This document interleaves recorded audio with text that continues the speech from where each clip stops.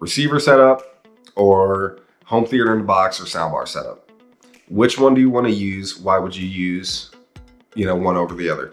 The big answer to that is it's use case. Like a lot of the videos I'll make, I'll tell you it's use case. But 90% of the time, if you're looking for just a simple sit down and listen audio experience, I think soundbars are great. There are some soundbars that are pretty bad for the price, and there's some soundbars that are just insane for the price. You have two types of soundbars you can look at. You can look at powered like the Sonos Arc, or you can look at something that's a little higher end, like a James loudspeaker soundbar setup that's going to be passive that you actually have to run a receiver to. You have different options here, but why would you pick that over a receiver?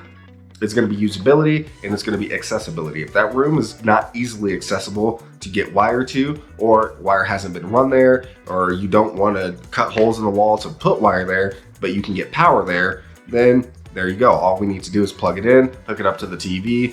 If your TV's mounted, we'd like to mount them to the TV to give it a clean look. And there you go. We now have enhanced audio for that room. If you have Sonos, it's even better because we can now, on your coffee tables or your side tables, put some Era 100s there and a sub, and you have a killer surround sound system that potentially can do Atmos depending on the TV and the content you're watching.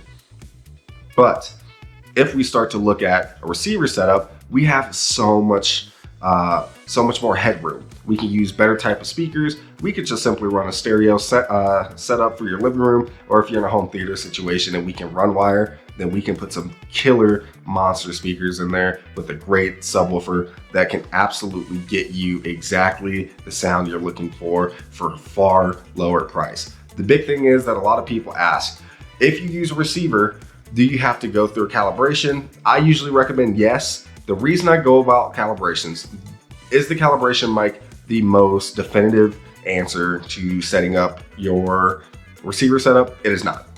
But what it does do very well is that it takes measurements, and those measurements are actually going to help us dramatically to note which speaker needs to be louder, which speaker needs to be quieter, and then from there we can go and start making our own decisions on how we want the room to sound. We can have it be bassier, we can have it be more treble, we can have it be more full sound.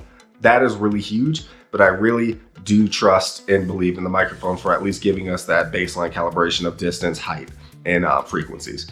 But on the flip side of that, when you're using something like Sonos or even something like Sony, I would recommend highly that you use a calibration tool that is set up with that device. It makes a huge difference because a lot of those are going to be using those to figure out exactly how loud they need to play and at what angle they need to play some of those sounds to do some of their special, Atmos setups and sound profiles. But you don't have to stress over that. You guys don't have to stress. You don't have to look on YouTube unless you want to DIY it yourself. If you don't feel like doing that yourself, hit us up on our website, give us a call, email us, and we will be more than happy to come out to you guys and do it for you. And we'll take all the guesswork out of it. We'll get you the right recommendations and set up the best audio and video experience possible for you in your home.